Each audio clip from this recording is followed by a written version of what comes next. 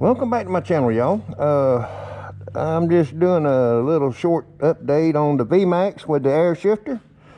I have got my relays run. Let's see, where to begin? Okay, got the line lock on. Y'all know about that. You done seen the video about the line lock. Okay, anyway, I put an air shifter on it. I still have not run my lines yet. I just got through hooking up a relay for the air shifter solenoid because I want everything on relays. Other words, you know,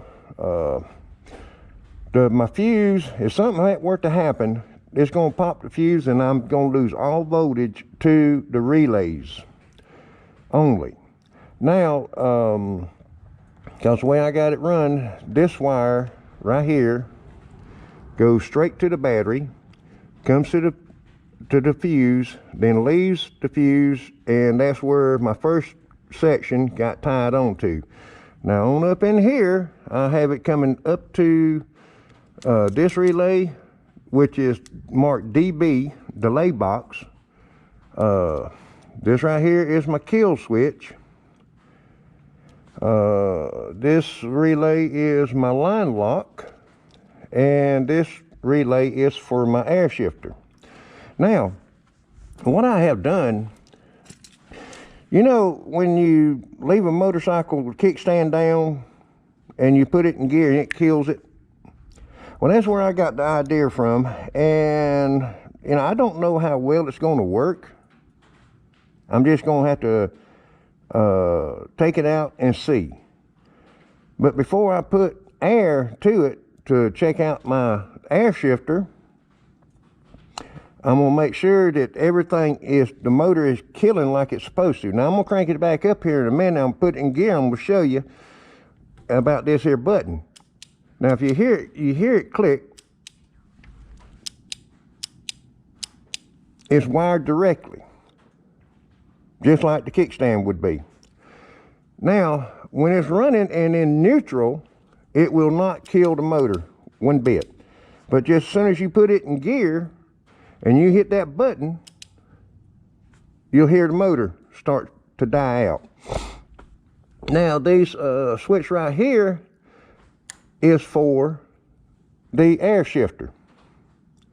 In other words, I got the air shifter wired up separate from this button. But now when it's on, I hit the button, you hear everything clicking. The relay, solenoid, flip that off. All you hear is this one. Now, let me crank it back up, put it in gear, and I'll show you what I'm talking about. Oh yeah, and I got me a mess all on the floor here, where I've been working on this bike off and on for this past week. I have not done showing any videos about doing any of this because just, you know, I think it would be kind of like boring. Let me put that cover back over that fuse. All right, I already got the bike warmed up.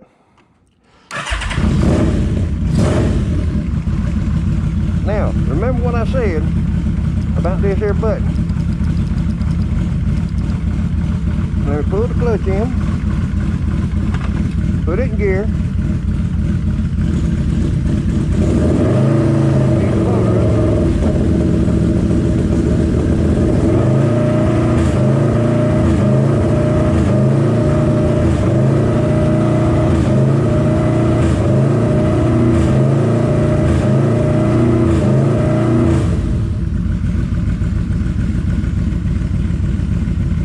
this thing back in neutral. Now hit the button again. See what I'm talking about?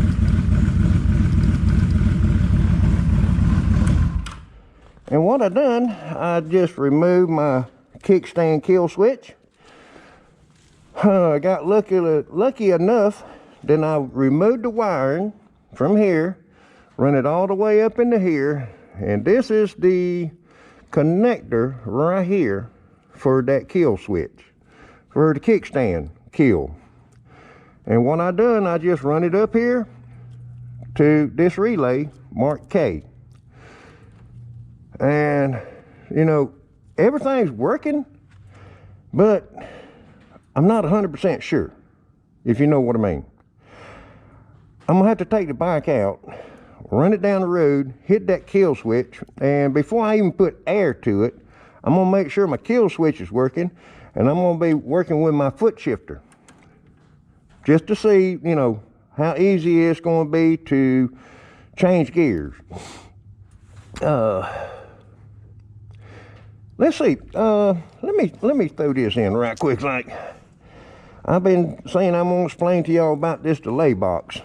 Okay, about this here delay box, let's see, flipper on. All right, you got power on.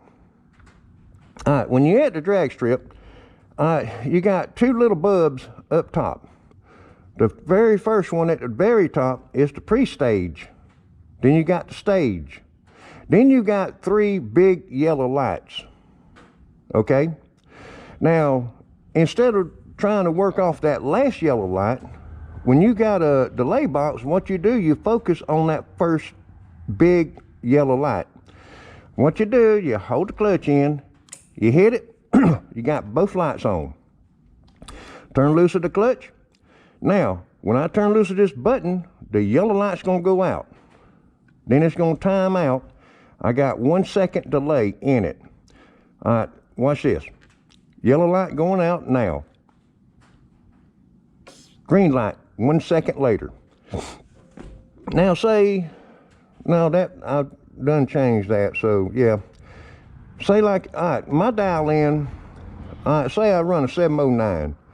All right, and I'm running somebody that is slower than me, which, you know, their time is gonna be a 809. What it's gonna do is it's gonna calculate their time along with your delay, then release. Now let me flip this back to 7, and you'll see this green light go out a lot faster. Pull the clutch in, hit the button, release, get in there and get staged, wait for that big yellow light to come on. Big yellow light's on, the top big yellow light that is. Turn loose, and see how quick that went out?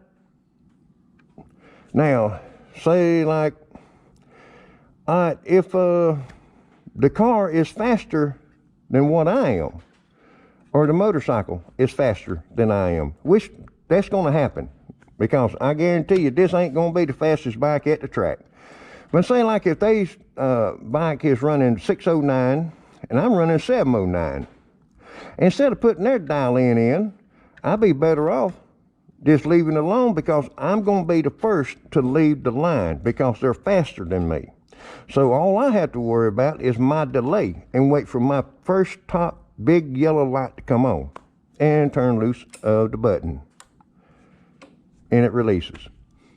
Anyway, I just wanted to kind of throw that in, because I said, you know, I was going to talk to y'all about the delay box. You know, there's a lot of people knows about it, and there's a few people that don't know about it. And I just, you know, just wanted to show y'all right quick, like, especially, you know, if the people that don't know much about the delay box. Well, the motorcycle is still running good. I still got to put everything back together, but before I put everything back together on it, the last things I got to do is run the air lines. And the bottle, the air bottle, I had to mount it over here on the side, because there is no place on this bike that you're going to mount that bottle except something like along this line right here. So I'm stuck with the bottle sticking out here in the open. Well, that's okay. What I'm planning on doing is running the line from here back up on under here, back to here. Well, I'm gonna have a cross T here.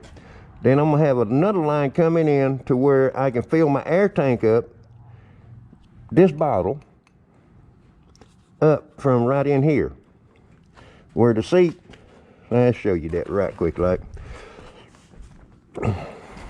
I know I'm going the long way about everything, but y'all just bear with me.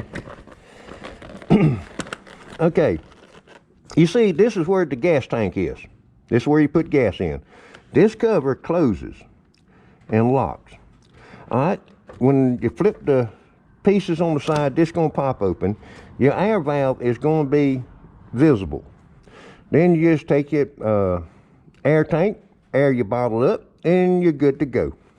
Supposedly, providing you ain't got no leaks. Another thing that I really ain't too crazy about is the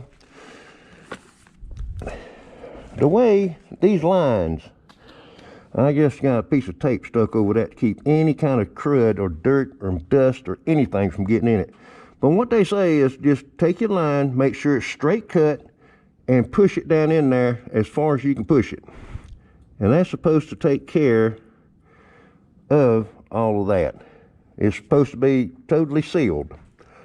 And that's the way it is over here on this air bottle. I got just a piece of tape over it. I'll just show you all that right quick like. And you know, I just want to make sure no dust gets in my air system. I reckon that about do it. Just a little update on the VMAX with the air shifter. Oh, and two, I just want to point this out. They say make sure your air shifter is not in a bind. All right, as you can see here, I got a little bit of movement here. I got my lock nut tight. Now, if you notice, let's see, that's second, first. Now, if you'll notice how that barely went down. Now, if this was in a bind, it would be wearing right there. I don't want no wear. That's second, first, second. Now, if you'll notice when it gears up, it don't move that much. Just left and right, just a little. But when you gear it down, when you're gearing it down, you'll see this front shift down just ever so slightly.